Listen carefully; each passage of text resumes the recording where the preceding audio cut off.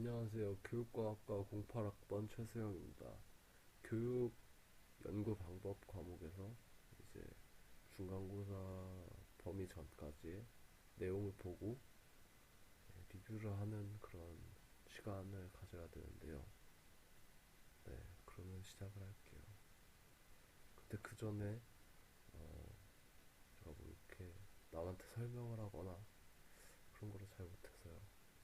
그래도 들어주시면 감사하겠습니다. 네, 먼저 나오는 게 과학과 연구인데요. 그 중에서 먼저 과학이 먼저 나오는데 과학의 특징 그 나오고요. 과학의 특징은 여러 현상을 합리적이고 객관적으로 탐구하는 학문 활동, 예, 권위자나 초자연적인 힘, 개인의 직관을 활용하는 것은 과학적인지 아닙니다. 두 번째는 과학과 비과학인데요. 개인적인 신념이나 편견, 선입견들은 비과학이겠고요. 과학은 객관성과 경험적 검증 가능성을 가져야 됩니다. 과학적 연구의 과정은 먼저 객관적 현실이 존재한다. 이 세계에 개인이 환상 세계가 아닌 객관적으로 존재하는 실체 이렇게 되어 있고요. 과학 연구를 하는데 과정이 필요한데요. 두 번째로는 자연 현상의 규칙성이 필요합니다. 자연 현상의 규칙성은 뭐 언제나 일어나는 현상들이겠죠. 밤이 지나면 아침이 오고, 계절은 순서대로 바뀌고, 꽃은 떨어지고, 뭐 가끔 비는 오고, 지구는 구르고, 이런 거 아닐까요?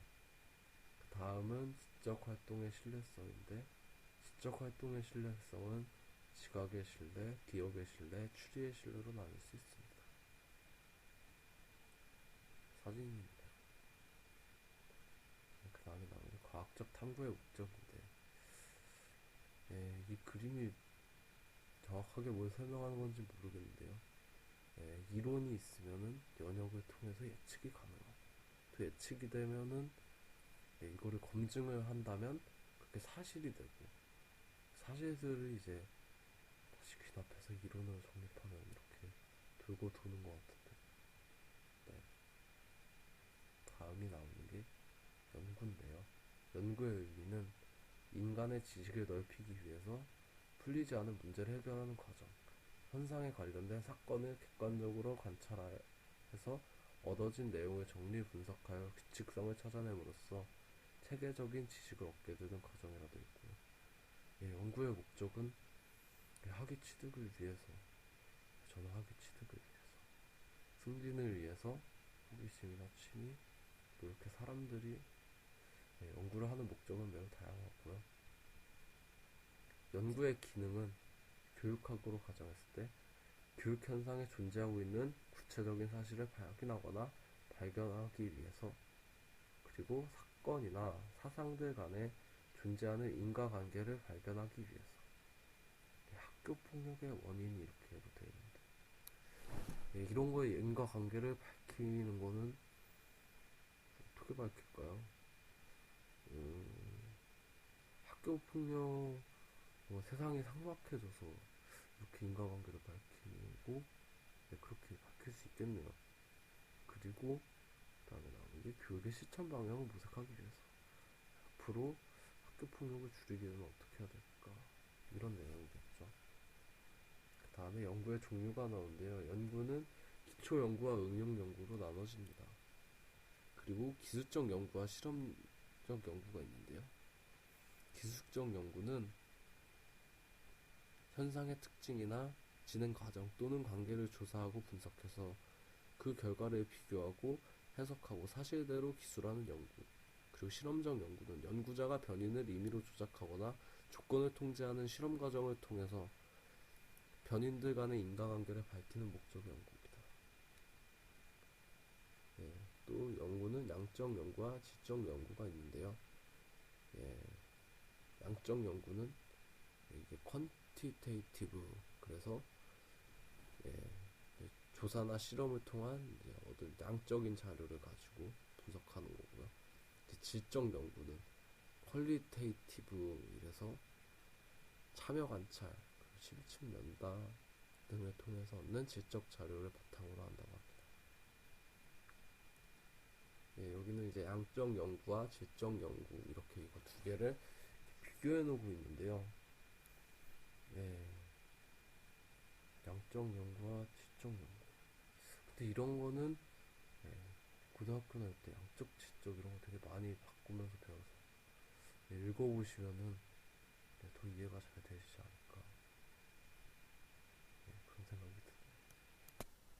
근데 두 번째 주제는 이제 연구 주제인데요. 먼저 연구 주제를 발굴을 해야 되는데 먼저 예, 주제를 발굴할 때 연구자의 관심과 흥미 그리고 무던 연구, 공동 연구 참여, 학설 이론의 검증, 학술 대회 참여, 사회적 경험, 전문가나 지도 교수 이런 거에 영향을 받아서 연구 주제를 발굴하면 되는 것 같고요. 그 다음이 연구 문제의 대상인데요. 그 대상에 대해서 예, 문제 의식과 주의 깊은 관찰을 가지고 그리고 비판적인 독서. 예, 이게 옛날부터 비판적인 독서를 하면서 책을 읽어야 된다고 그랬는데 맨날 그냥 수학책 보고 영어책 보고 그래서 비판적 독서를 해본 적이 없는 것 같은데 나중에 시간 되면 해보고 싶네요. 저도. 그 다음이 최신 정보와 연구 동향 이걸 통해서 이제 새롭고 가치 있는 거를 찾아내면 된다고 합니다. 그 다음은 연구 문제의 선정인데요. 연구 문제를 선정할 때 먼저 이게 새로운 거를 선정하면 좋겠고 그중에서 이제 연구 문제의 참신성, 방법의 참신성, 자료의 참신성 이렇게 세 개로 나눌 수 있다고 그러고요. 그 다음이 이게 중요한 건지 그리고 이게 해결할 수 있는 가능한 문제인지 그리고 그 밑에 이 문제가 흥미로운 것인지 이렇게 네 가지를 고려해서 연구 문제를 선정하면은 좋다는 내용이네요. 그 다음은 연구 제목인데요. 연구 제목을 정할 때 이 다섯 개를 고려를 해서 연구 제목을 정하면 된답니다. 먼저 구체적이고 간결하고 명확하게 서술하는 거. 이런 거는 뭐 맨날 나오는 거잖아요. 그리고 그 다음에 밑에는 중심 단어를 포함시킨다. 이것도 초등학교 국어 시간에 다 배운 것 같아요. 속어 유행어를 사용하지 않는다. 이것도 그런 것 같고요. 그 다음에 가치 중립적인 단어를 사용한다. 예, 이거는 가치 중립적 단어를 사용한다. 이게 과학에서의 연구잖아요. 그래서 과학에서의 연구여서 이게 그런 게 필요하다는 것 같네요. 그 밑에는 부제를 원제에 포함시킨다. 이렇게 다섯 개를 구해서 연구 제목을 정하면은 된다고 합니다. 그 다음에는 또 연구 제목인데 이게 예를 다 드러났네요. 여기서 컴퓨터 활용 수업이 학생의 학업 성취와 창의성에 미치는 영향 이렇게 잘 썼다고 잘 쓴 것 같아요. 그 다음에 실험 불안이 학습과 시험 단계에 미치는 효과 이것도 잘했다고 했고 초등 교사에 관한 연구 이거는 너무 뭔가 이상하죠. 네, 뭐 여튼 이렇게 얘도 잘 달아주신 것 같아요. 그 다음은 연구 문제의 진술입니다. 이 밑에 중요해서 별표인가요? 연구 문제의 진술은 구체적이어야 한다고 하고요. 일반적인 거에서 구체적인 것으로 그러니까 구체적으로 진술을 해야지 사람이 알아듣기가 더 편하니까 구체적으로 해야 된다는 것 같고요. 다음에 나오는 게 변인입니다.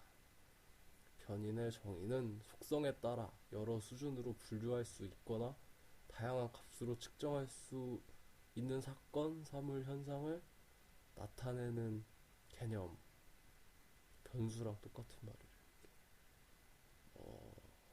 그리고 이제 변인의 구분은 양적 변인과 질적 변인, 이렇게 양적, 질적으로 또 나눌 수 있는데요. 양적 변인은 속성을 수량할 수 있는 변인, 정도의 차이, 이렇게 나와 있는데, 수량으로 이렇게 계산할 수 있는, 숫자로 셀 수 있는 나이나 돈, IQ, 성적, 이런 건 양적 변인에 들어가는 거고요. 그리고 질적 변인은 속성을 수량할 수 없는 변인이라고 되는데, 성별, 남자, 여자, 종교, 이런 거는 질적 변인에 포함된다고 합니다. 그 다음에 나오는 게 연속적 변인과 비연속적인 변인 이렇게 되는데, 연속적 변인은 주어진 범위 내에서 무한히 세분된 값을 가질 수 있는 변인이라고 되는데, 길이, 무게, 시간 계속 나눌 수 있어서 그런가 봐요. 뭐 밀리미터, 센티미터, 미터 이런 식으로 나눌 수 있는, 세분화할 수 있어서 연속적 변인이란 것 같고요. 비연속적 변인은 특정한 값 이외에 다른 값을 취하지 못하거나 더 이상 세분화할 수 없는 변인이라 되어 있는데, 여기에는 주사위 값 그리고 모든 질적 변, 모든 질적 변인은 비연속적 변인이라고 보면 됩니다. 수량화가 안 되는 건 비연속적 변인인가 봐요. 그 다음엔 나오는 게 이거 맞나? 여기네요. 이게 내 연속되는 거구나. 학업 성적이나 지능 등의 실제적으로는 비연속적이지만, 이거는 변인의 기본 속속이 연속적이므로 연속적 변인으로 취급해야 된다고 되어 있는데, 이런 거는 뭐 외워야 되겠죠. 헷갈리니까. 그 다음에 나오는 게 독립변인과 종속변인. 이거 되게 많이 들어봤는데, 독립변인은 영향을 미치거나 예언해주는 변인이고, 종속변인은 영향을 받거나 예언되는 변인. 여기 함수에서 fx에서 x가 독립변인이고 y가 종속변인이라고 이렇게 나와 있네요. fx 설리 생각이 나는데, 근데 어쨌든 수학 다 아시잖아요. 수학에서 이제 식을 쓸 때 x는 독립변이고 y는 종속변이야, 이런 걸 말하는 것 같아요. 그 다음에 나오는 게 가설인데요. 가설의 정의는 변인 간의 관계에서 연구자가 잠정적으로 내리는 결론 또는 추측, 그리고 두 개 이상 변인들 사이의 관계에 대하여 추측한 진술문, 이게 가설의 정의라고 합니다. 가설의 종류에는 연구 가설, 그리고 통계적 가설, 이렇게 나눌 수 있는데요. 연구 가설은 연구 문제에 대한 잠정적인 해답으로서 해당 분야의 이론이나 선행 연구의 결과에 기초해서 변인들 간의 관계를 일반적인 용어로 진술하는 것. 그래서 이런 폭넓게 진술되는 연구 가설들은 검증하기가 또 어렵대요. 그리고 그 다음이 통계적 가설인데, 통계적 가설은 하나 또는 그 이상의 모수치, 모집단의 특성을 나타내는 수치에 관한 진술을 말하는 게 통계적 가설이라 합니다. 다음에 나오는 게 연가설과 대립가설인데요. 통계적 가설의 하위 범주로 연가설과 대립가설로 구분할 수 있다고 합니다. 연가설은 직접적으로 검증을 받는 가설, 즉 연구할 수 있는 형태로 진술된 가설, 둘 또는 그 이상의 보수치 간의 차이가 없다, 관계가 없다, 또는 특정한 값과 같다 등으로 진술되는 형태의 가설이라고 하고요. 대립가설은 연가설의 검증 결과에 따라서 채택되거나 기각되는 가설, 이렇게 됐으니까 연가설에 따라서 이게 옳을 수도 있고 틀릴 수도 있는 그런 가설을 대립가설이라고 부른다고 합니다. 이 밑에 얘도 있어요. 이것도 읽어보시면 좋을 것 같고요. 세 번째 주제는 문헌 연구와 연구 대상인데요. 먼저 문헌 연구를 보시면요. 문헌 연구의 의미는 연구자가 본격적으로 연구 수행하기 위한 활동에 들어가기 전에 연구 주제와 관련 있는 이론을 개관하면서 해당 연구 분야에서 이제까지 어떤 연구들이 어떻게 이루어졌는지 파악하기 위하여 기존 이론 및 선행 연구물을 찾아 읽고 검토하는 방법, 활동 이렇게 나와 있는데요. 도서관을 가라는 그런 내용이고요. 그 다음은 문헌 연구의 목적인데요. 문헌 연구의 목적은 해당 연구 분야의 현황 파악, 연구 문제의 발견 및 정교화, 그리고 연구 문제의 해결 방안 탐색, 그 다음이 연구의 이론적 기초 수립, 연구의 한계와 결함 파악, 이런 것들이 이제 문헌 연구의 목적이라고 합니다. 그 다음은요, 뭐야, 아, 예. 다음에는 문헌 연구의 자원 이렇게 되어 있는데, 문헌 자원에서 1차 자료, 2차 자료 이렇게 나와 있는데요. 1차 자료 먼저 보면, 1차 자료는 연구자에 의하여 직접 작성된 연구 논문. 그래서 이 사람이 하고 이 사람이 쓴 글 이런 게 1차 자료인 것 같고요. 그 다음에 이제 직접 연구하지는 않은 때 그런 사람들이 쓴 거 그런 게 2차 자료 이렇게 포함되는 것 같습니다. 그 다음이 연구 대상인데요. 연구 대상에서 먼저 모집단. 모집단은 연구자가 관심을 갖고 있는 대상 전체라고 되어 있는데요. 예를 들어서 여기 써 있네요. 우리나라 초등학교 1학년 학생들의 평균 신장이 얼마나 되는지 조사할 때 모집단은 우리나라 초등학교 1학년 학생, 이게 모집단이 된다고 합니다. 다음에는 표본인데요. 집단에서 이제 표본을 추출해서 연구를 하게 되는데 거기서 이제 일부분 이걸 표본이라 하는 거고요. 그 다음이 표집. 표집은 표본을 추출하는 행위를 표집이라고 한다고 합니다. 그리고 모수치는 모집단이 가지고 있는 속성을 말한다고 하고요. 추정치, 통계치. 이거는 표집단이 가지고 있는 속성을 말합니다. 그 다음에 표집 방법이 있는데 방법은 먼저 확률 표집 그리고 비확률적 표집 이렇게 두 개로 나눌 수 있는데요. 먼저 확률 표집은 표집의 원리가 모집단의 특성을 확률적으로 반영하는 표집 방법이 있고 밑에 엄청 많아요. 4개 이렇게 있고요.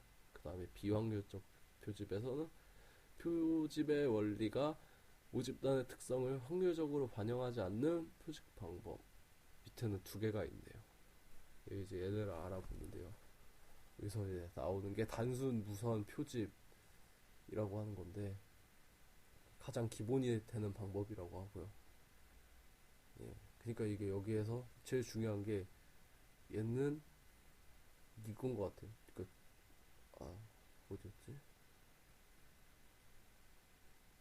그러니까 이게 무작위로 그냥 뽑는 의식의 조작 없이 표본을 추출하는 이런 게 단순 무선 표집의 가장 핵심인 것 같고 그 다음에는 나오는 애가 체계적 표집인데요.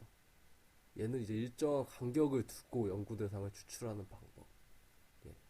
이게 중요한 것 같아요.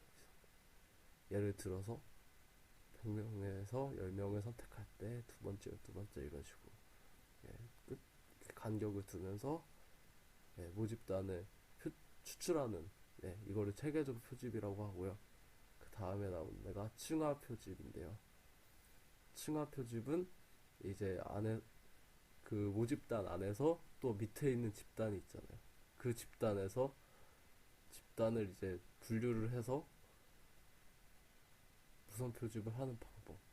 그걸 층화 표집이라 하는데요. 여기 밑에 의해서 부부의 재산 공유권에 대해 의견을 묻고자 할 때 연구자가 이론적 경험적 지식에 의하여 성별에 따라 의견이 다를 것이라고 판단하면 모집단을 남녀로 나누어서 층화 표집을 실시.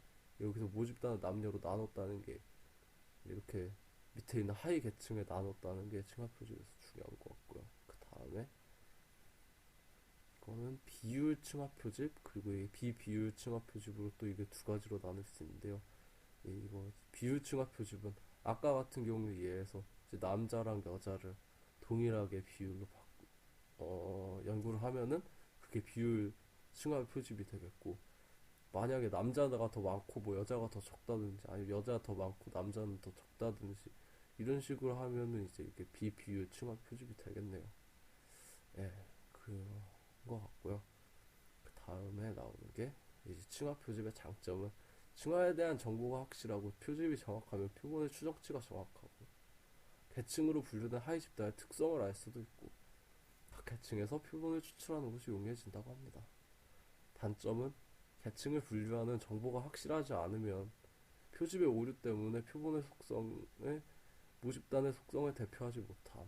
그리고 밑에는 계층 간 표집 틀이 정리되어 있지 않으면 표집에 많은 시간이 소요됨. 네, 그래서 잘 보고 이걸 표집을 정확하게 잘 하려면 그런 것 같네요. 잘하면 좋고 못하면 나쁘다는 거 보니까. 그 다음에 나오는 게 군지 표집입니다. 군지 표집은 개인이나 요소가 아닌 집단을 표집 단위로 표집한다. 이렇게 돼 있고 그 밑에 이미 형성되어 있는 자연적 또는 행정적 집단을 추출. 네, 그리고 여기서 예를 들어서 이제 특정 학군에서 1학년생 6,000명 중 300명의 학생을 표집하는 경우에 모집단을 6,000명 학생으로 보는 게 아니라 200개 학급으로 간주하여 이들의 추출 단위로 10개 학급을 우선 표집합 결과적으로 300명의 학생을 보다 수월하게 표집할 수 있다. 네, 이렇게 돼 있고요. 네, 시간과 경비를 절약할 수 있고 표집 오차가 클 수 있다는 단점이 있다고는 하네요. 그 다음엔 나오는 게 층화 분지 표집. 네, 층화 분지 표집은 모집단을 어떤 속성에 의해서 계층을 분류하고 그 다음에 표집 단위를 개인이 아니라 집단으로 해서 표집하는 방법. 네, 두 개 합친 거네요. 앞에 나왔네요. 그리고 뭐 예를 들어서 이제 여기서 초중 고등학교로 나눈 게 이제 층화 표집이고 그 학교를 표집 단위로 할 때 그때 이제 또 분지 표집이 되고 그래서 이제 층화 분지 표집이 된다고 하네요. 예, 이게 복잡하지만 예, 되게 모집 표본이 모집단을 그 대표할 수 있는 가능성이 높기 때문에 그래서 사용하는 것 같고요. 그 다음에 나오는 게 이제 편의 표집인데 이건 이제 연구자 근거리에 있는 가장 근거리에 있는 사람을 대상으로 조사를 하는 건데요. 그냥 뭐 많이 있잖아요. 그냥 어디 백화점 이런 데 서 있다가 오는 사람한테 이것 좀 해주세요 이렇게 하는 것도 있고 이런 게 편의 표집이란 것 같네요. 표집하기는 쉬운데 대표한다는 보장이 없어서 앞에 있는 사람만 잡으니까 이런 게 생기는 것 같고요. 그 다음은 목적 표집인데요. 목적 표집은 연구 목적을 위해서 연구자가 의도적으로 표집하는 방법. 예, 그뭐 예를 들어서 국가대표 축구 선수들을 대상으로 하면은 이제 연구자가 뭔가 국가대표 축구 선수에 대해서 연구할 게 있나 봐요. 그래서 이렇게 하는 거고. 근데 이러면 일반화가 안 되겠죠. 조금밖에 없으니까.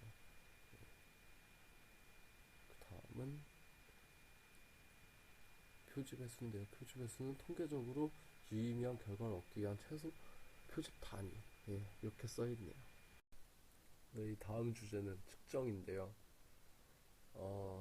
측정의 이제 정의는 인간과 사물의 특성을 구체화하기 위해서 수를 부여한 절차, 경험의 세계와 논리의 세계를 연결시켜주는 한 수단이라고 되어 있는데요.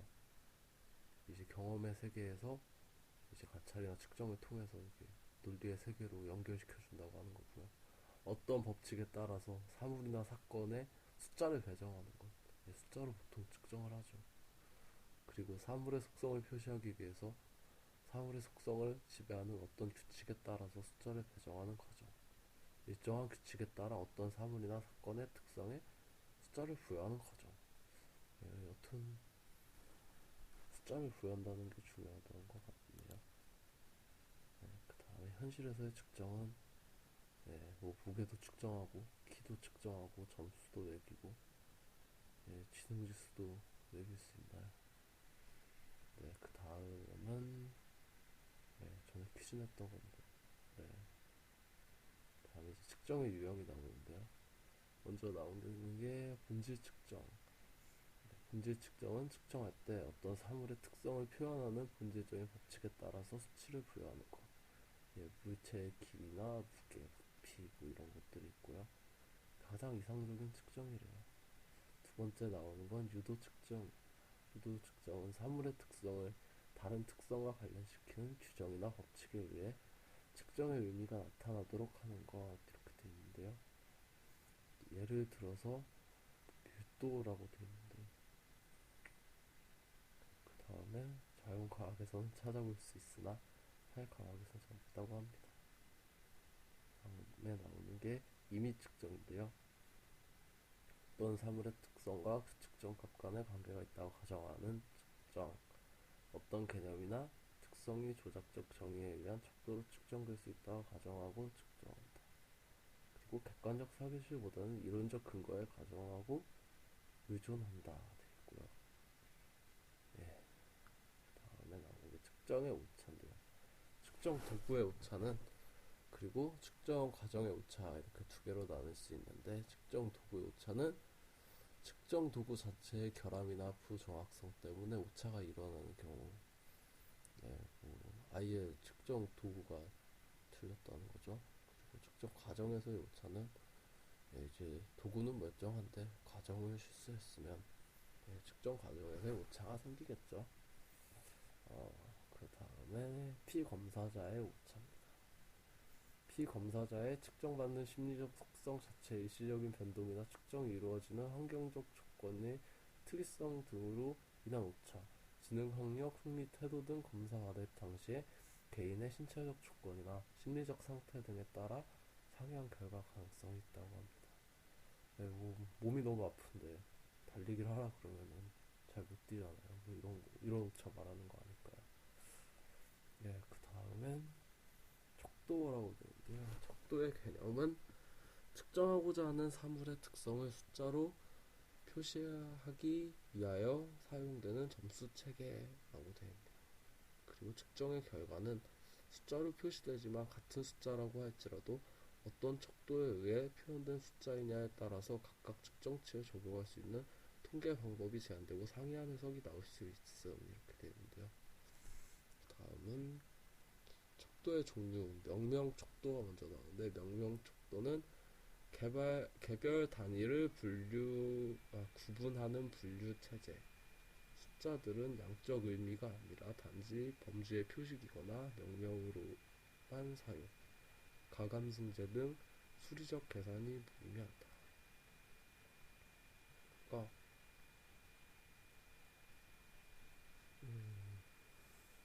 다음에는 서열척도인데요. 서열척도는 측정 대상의 상호 비교하기 위해서 사물이 가지는 특성의 대소장단, 다가 등의 기준에 의해 신이나 서열을 부여하는 척도. 숫자를 분류하거나 순위로 쓸 수 있지만 이를 가감승제, 평균 등을 구하는 것은 의미가 없습니다. 뭐 반번호나 이런 거는 평균을 구하는 게 아무런 의미가 없죠. 그리고 또 다음에 나오는 게 등간척도. 등간척도라고 되어 있는데요. 이거는 일정한 측정 단위를 가지고 있고 각 측정 단위 사이의 간격이 동일한 척도. 절대 0점이 없으며 측정치들 사이의 비율이 같지 않고 서열척도가 갖고 있는 숫자의 서열성 이외에 동간성을 지니고 있어서 가감의 계산이 의미가 있어. 예를 들어서 온도가 섭씨 20도가 10도보다 2배 더 뜨겁다고 할 수는 없다. 그리고 0도는 온도 없음이 아니다. 아, 이런 말이 있군요. 아, 20도가 10도보다 2배 뜨겁지 않나요?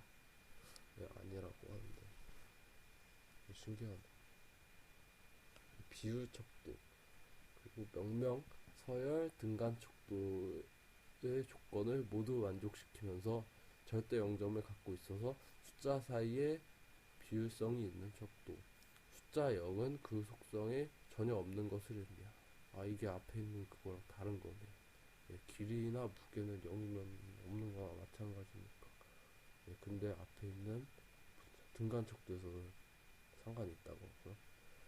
그 척도의 구성은 라이커드 방법이랑 오스급 방법 이렇게 두 개가 있는데요. 먼저 나오는 게 라이커트, 이 사람의 방법입니다. 태도의 연속성상의 개인의 태도가 어느 위치에 있는지 파악하기 위한 것으로 측정하려는 정의적 특징을 여러 단계로 분류하여 척도를 구성한다고 되어 있는데요. 예, 이 라이커드 방법이랑 오스그룹 방법이 비슷한 것 같아요. 그리고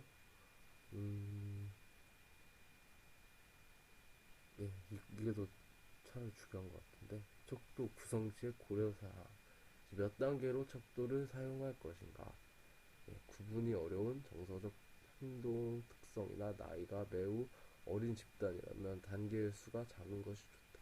그리고 전문가 집단이나 특성의 구분이 세부적으로 가능한 경우 단계 수가 많은 것이 좋다. 그리고 두 번째가 중립적인 의미의 범주를 척도에 포함시킬 것인가. 포함시킬 경우에는 불성실하게 응답할 가능성이 있고, 포함을 안 시키면 응답자에게 가치 판단을 강요할 수도 있다고 합니다. 그리고 이제 세 번째가 잘 모르겠음. 꼭 있잖아요, 이런 거. 의견 없음. 전 이런 거에 체크 많이 하는데, 이런 거에도 범주에 포함시켜야 되냐고 그러네요. 다음엔 검사입니다. 검사에는 측정의 대상은 직접 측정이 가능한 것과 간접 측정을 해야 되는 대상을 구분한다. 그리고 학업 능력, 도덕성, 가치관 등의 직접 측정이 불가능한 내재된 속성이다. 직접 측정이 불가능한 속성을 측정하기 위하여 검사를 실시한다. 이런 내재된 속성들은 근데 원래 당연히 검사로 알 수가 없죠. 그 다음에 나오는 건 검사 도구. 이게 읽어보시면 될 것 같고요.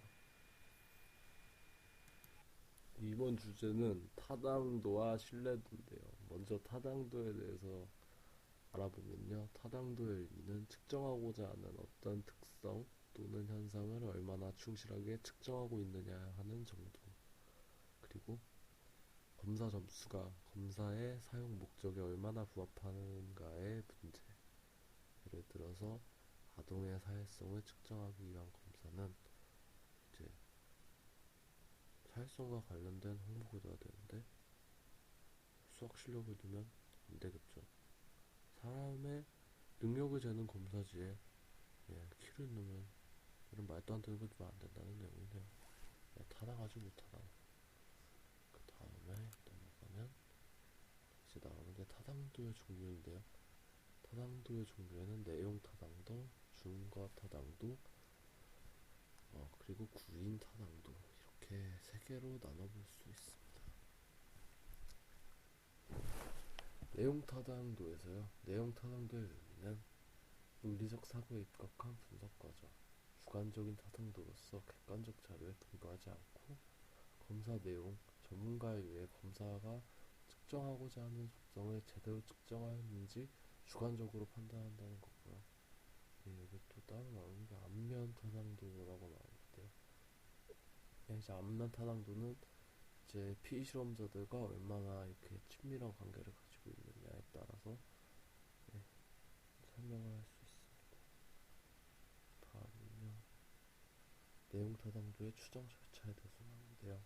내용 타당도는 주관적 판단에 의하므로 객관적 자료를 사용하지 않으며 타당도에 대해 수치로 표현되는 결과가 없음. 그리고 검사 내용 전문가의 전문 지식에 의하여 내용 타당도가 검증됩니다. 예를 들어서 학업 성취도 검사의 내용 타당도 검증은 무당들이 검사 제작 전에 작성된 분류표에 의하여 제작되었는지 확인해 본다고. 다음은 내용 타당도의 접근점인데요. 전문가에 의해서 검사의 타당도를 검증받기 때문에 목적에 부합하는지 여부를 검증할 수 있는 게 장점이고, 그런데 공통된 인식이나 기준을 마련하기는 어렵다고 합니다. 또 개량화가 되지 않기 때문에 타당성의 정도를 표기할 수 없는 단점이 있네요. 다음은 준거 관련 타당도. 준거 관련 타당도의 의미는 특정한 준거와 관련지어서 측정 도구의 타당성을 평가하는 방법. 그래서 준거가 반드시 필요한 않다고 되어 있는데, 네, 다음은 여기서 타당도의 결정 방법인데요. 결정 방법은 해당 검사에서 얻은 점수를 바탕으로 미래의 준거가 될 만한 특성을 어느 정도 정확하게 예언할 수 있느냐에 의해서 결정하고요. 이게 예언 타당도라고 하고요. 그리고 해당 검사 점수를 타당성이 이미 인정된 다른 검사에서 얻을 수 있는 점수나 또는 현재 어떤 준거 변인의 점수와 관련시켜서 둘 사이에 어느 정도 공통성이 있는가를 검토하여 타당도를 결정한다. 이게 공인 타당도라고 합니다. 다음에 나오는 게 예언 타당도인데요. 예언 타당도는 타당성의 준거를 미래에서 찾은, 그리고 피검사자가 미래에 표출하게 될 행동 특성을 준거로 삼아 예언 타당도를 결정한다고 되어 있고요. 예를 들면은 이게 대학 수학 능력 시험 성적이 대학 입학 후에 학업 성적을 얼마나 예언할 수 있느냐를 확인하는 것, 이런 게 예언 타당도라고 그러는데, 사례가 나올 때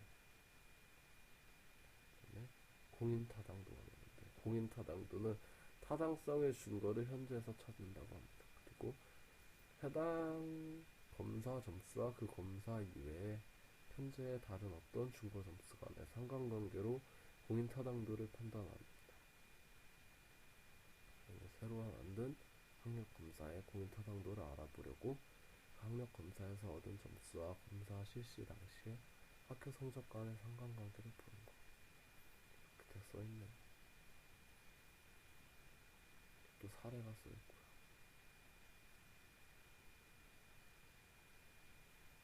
다음에 예언 타당도와 공인 타당도의 장단점 비교가 있는데요. 예언 타당도와 공인 타당도는 모두 검사 X와 준거 Y 간의 상관관계를 판단하여 타당성 정도는 상관 개수로 표현한다고 되어 있고, 일반적으로 예언 타당도보다 공인 타당도가 더 많이 활용된다고 합니다. 예언 타당도를 산출하려면 상대적으로 오랜 시간이 필요하다고 그러고요. 그러나 특수한 경우 예언 타당도의 필요성이 높다고 합니다. 예를 들어서 중고등학생이 장차 어느 분야의 진로를 선택하는 것이 좋을지 알아보고자 할 때 이용하는 진로 성적 검사는 예언 타당도에 관한 정보가 매우 중요합니다. 네, 그렇겠죠. 그 다음에 나오는 게 준거 타당도는 준거 변인의 신뢰성과 타당성을 확보해야 하고, 무엇보다도 적합한 준거 변인을 선택하는 게 중요하다고 합니다. 다음에 나오는 게 구인 타당도인데요. 구인이란 게 저도 참 모르겠어요. 처음 듣는 거가지고. 추상적이고 가설적인 어떤 특성이나 속성의 존재를 가정하고 그것을 지칭하기 위해서 만들어 놓은 개념이라고 되어 있습니다. 그리고 심리적 특성이나 행동 양상을 설명하기 위하여 존재를 가정하는 심리적 요인이라고 써 있고요. 그리고 실물로 존재하는 어떤 대상을 지칭하기 위하여 구인을 만들 필요는 없음. 왜냐하면 이미 실체적 대상이 현실 세계에 존재하므로 세상스럽게 그것을 존재를 가정할 필요가 없음. 추상적 개념과 구체적 개념. 어렵네요. 구인 타당도의 개념은요, 조작적으로 정의되지 않은 인간의 심리적 특성이나 성질을 심리적 구인으로 분석하여 조작적 정의를 부여한 후 검사 점수가 조작적 정의에 규명한 심리적 구인들에 대해 제대로 측정하였는가를 검증하는 방법. 문항과 검사 구성 요소와의 관계가 구인에 어느 정도 합치되는가를 분석한다고 합니다. 절차가 나오는데요. 구인 타당도의 추정 절차는 측정하고자 하는 심리적 특성을 구성하는 구인, 즉 요소들이 무엇인지 이론적 경험적 배경에 의해서 밝히고 심리적 특성에 대해 조작적 정의를 내립니다. 그 다음에 구인과 관련된 이론에 근거하여 구인을 측정할 수 있는 문항 제작을 해야 되고, 측정 대상에게 검사를 실시하여 응답 자료를 얻습니다. 응답 자료를 분석해서 검사가 측정하고자 하는 구인들이 제대로 측정되었는지를 밝히고요. 심리적 특성을 규명하는 조작적 정의에 따른 구인과 관련 없는 문항을 제거합니다. 또 사례가 나오고요. 구인 타당도의 장단점은 구인 타당도는 응답 자료에 의해서 계량적 방법에 의하여 검증되므로 과학적으로 객관적입니다. 그리고 심리적 특성에 부여한 조작적 정의의 타당성을 밝혀주므로 많은 연구에 기초가 되고요. 그러나 요인 분석 등의 방법을 동원할 경우 많은 수의 연구 대상이 필요합니다. 그 다음에 나오는 게 이제 신뢰도라는 개념인데요. 신뢰도의 의미. 측정하고자 하는 내용을 일관성 있게 정확히 측정하는 것. 피실험자들에게 동일한 검사를 반복 실시했을 때 측정의 일시성. 예를 들어서 저울이 몸무게를 측정할 때 목적에 타당한 측정 도구. 그러나 모든 저울이 몸무게를 정확하게 측정할 수 있는 건 아닙니다. 어떤 사물의 무게를 변함없이 일관적으로 측정하는 저울이 신뢰로운 저울이라고 이렇게 되어 있는데요. 네. 신뢰도의 수리적 개념이라 써 있는데 네, 이런 수식이 써 있네요. 진 점수는 아니구나. 관찰 점수는 진 점수 더하기 5차. 네, 무슨 말일까요?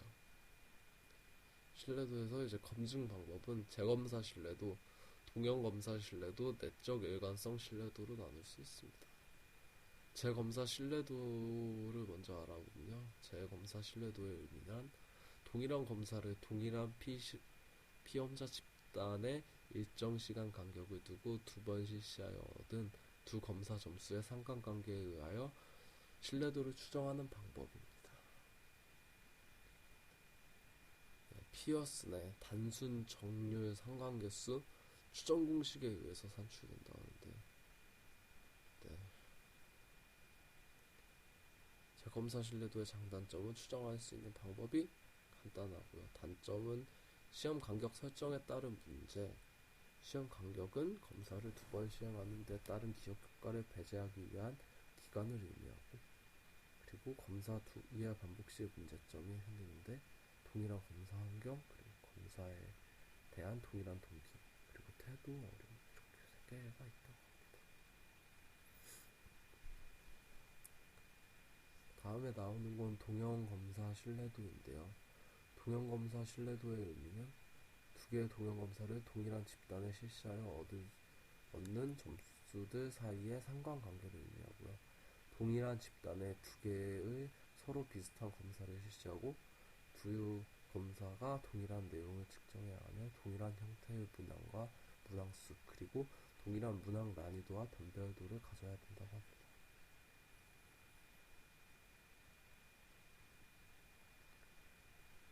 네, 동형 검사 신뢰도의 장단점은요. 시험 간격이 문제가 되지 않는다는 점, 신뢰도 개수 추정이 쉬운 점, 그리고 두 개의 동형 검사지 제작이 어려운다는 점, 그리고 재검사 신뢰도처럼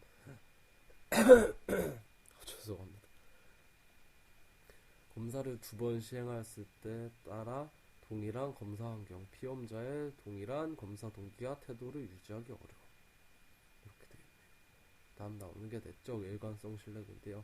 내적 일관성 신뢰도의 의미는 검사를 구성하고 있는 부분 검사 또는 문항 간의 일관성 정도, 그리고 검사를 구성하는 부분 검사나 문항들이 측정하고자 하는 내용을 얼마나 일관성 있게 측정하였는지를 검증한다고 합니다. 재검사 신뢰도, 동형 검사 신뢰도와는 달리 검사를 두 번 실시하지 않고 검사의 신뢰도를 추정합니다. 내적 일관성 신뢰도의 종류는요, 반분 검사 신뢰도, 그리고 문항 내적 일관성 신뢰도, 네, 이렇게 두 개가 나올 수 있습니다. 반분 검사 신뢰도가 나오는데요. 그 정의는 한 번 실시한 검사를 두 부분으로 나눈 후 두 검사 점수의 상관관계를 계산한 후 스피어맨 브라운 공식에 의하여 추정합니다. 검사를 두 부분 검사로 나누어 두 부분 검사 점수에 대한 측정의 유사성을 추정하는 방법이라 됩니다. 추정 절차는 검사를 반분하여 하는 방법으로 짝수번 문항과 홀수번 문항으로 반분하는 기호법, 전체 검사를 문항 순서에 따라 전과 후로 나누는 전후법, 그리고 무작위로 분할하는 단순 무작위법, 문항 특성에 의하여 반분하는 방법 등이 존재합니다. 반문검사 신뢰도의 장단점은 두 번 검사를 시행하지 않고 신뢰도를 추정할 수 있으므로 시험 간격이나 동영검사 제작 등 문제를 고려할 필요가 없고, 근데 검사를 양분하는 방법에 따라서 반문검사 신뢰도 개수가 달리 추정되는 단점이 있습니다. 다음 문항 내적 일관성 신뢰도인데요. 이거의 정의는 검사 속 한 문항 한 문항을 마치 독립된 한 개의 검사 단위라 간주하고 문항 간 동질성 및 합치성을 상관 계수로 표시한 것입니다. 그리고 한 검사의 각 문항에 대하여 피검자가 얼마나 일관성 있게 반응하느냐 하는 것은 검사의 문항이 어느 정도 동질적이냐에 의해서 결정됩니다. 추정 절차는 KR-20, KR-20. KR-20은 피검사자가 모든 문항을 빠짐없이 반응한 경우에만 활용합니다.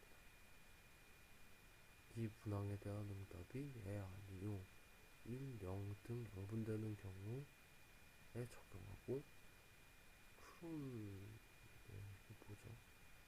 일부 문항뿐 아니라 연속적으로 접수가 부여되는 문항 신뢰도 추정 가능. 크룸 바우 알파 이렇게 읽어야 되나? 얘가 있는데 도저히 무슨 말인지 모르겠네. 문항 내적 일관성 신뢰도가 나오는데, 이거의 장단점은 모시기에 의해 신뢰도를 추정하면 검사를 양분하지 않아도 되는 장점과 문항과 일관성에 의하여 단일한 신뢰도 추정 결과를 얻을 수 있는 장점으로 재검사 신뢰도, 동영검사 신뢰도, 반문검사 신뢰도 등의 단점을 극복할 수 있습니다. 대체로 신뢰도를 가상 추정하는 경우가 있으나 검사 도구의 질을 분석함에 있어 어느 정도 엄격성이 요구되므로 바람직할 수 있어.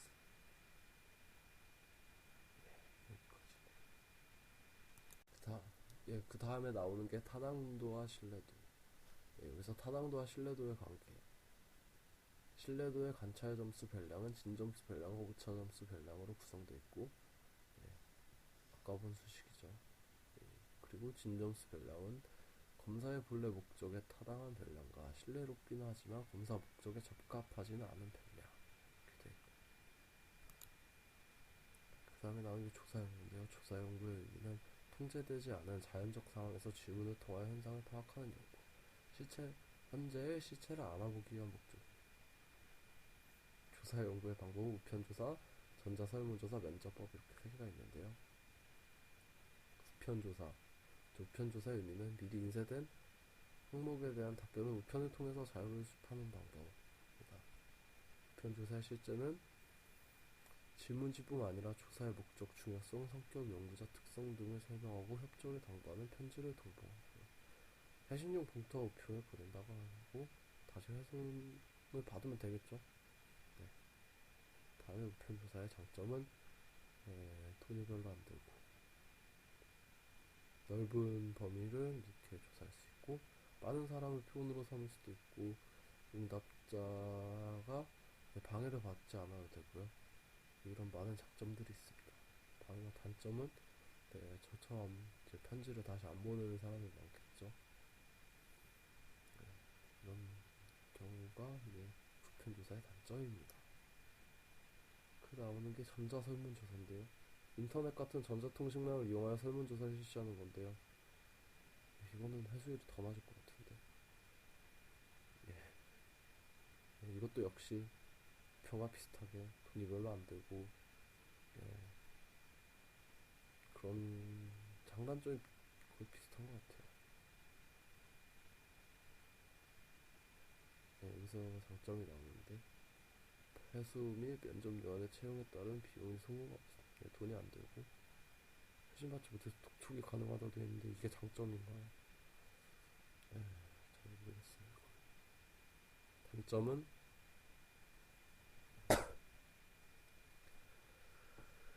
인터넷 접속자에 한해 설문이 가능해서 인터넷이 사용한 집단이 이제 모집단이 된다는 게 있고요. 또 보안의 문제점도 있다고 합니다. 면접범은 이제 개별적으로 면접을 하는 방법이고요.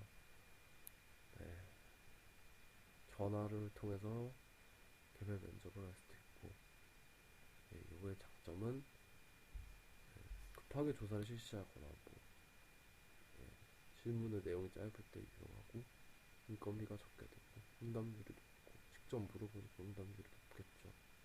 이런 장점들이 있답니다. 단점은 전화번호 비등재 및 결번으로 인한 샘플 편향의 가능성도 있고요. 채팅 유출이 없으면은 그럴 수 있고요. 그리고 응답자가 전화를 끊어버리면은 못하게 되고, 예, 이런 단점들이 있습니다. 조사 연구의 절차는 연구 목적의 구체화, 연구 목적이 뚜렷하면 연구 가설을 구체화시킬 수 있고 연가설과 대립가설이 있습니다. 연구 대상 선정 및 표집 방법의 균형은 이론적 배경과 연구 목적에 부합하는 집단의 연구 대상을 선정하고 모집단 표본 샘플의 크기의 문제. 자, 그 다음에 안내문을 작성하고요. 네, 명확하게 제시해야 되고, 네, 당연한 내용인 것 같아요. 그 다음에 질문지를 제작해야 되고, 질문지를 잘 써야죠. 독립변인과 종속변인을 확인할 수 있게 그렇게 써야 된다고 합니다. 다음에 사전 연구를 실시하는, 네, 이게 필요하겠고요. 그 다음에 질문지를 분석하고 수정하는 과정이 필요하고요. 네, 분항을 제거하거나 추가하거나 수정하면 되겠고, 그 다음에 표본을 추출하고 모집단을 대표하는 표본들을 추출합니다. 일곱 번째. 그 다음에 질문지를 발송하고, 네, 그 다음에 네, 아는 사람들한테 독촉을 하고, 그 다음에 응답 자료를 분석하는 이런 과정을 거친다고 합니다. 예, 제가 준비한 내용은 여기까지고요. 뭐 남한테 설명을 하거나 이런 걸 해본 적이 지금까지 한 번도 없는데요. 네, 그래서 뭐 잘한 것 같진 않아요.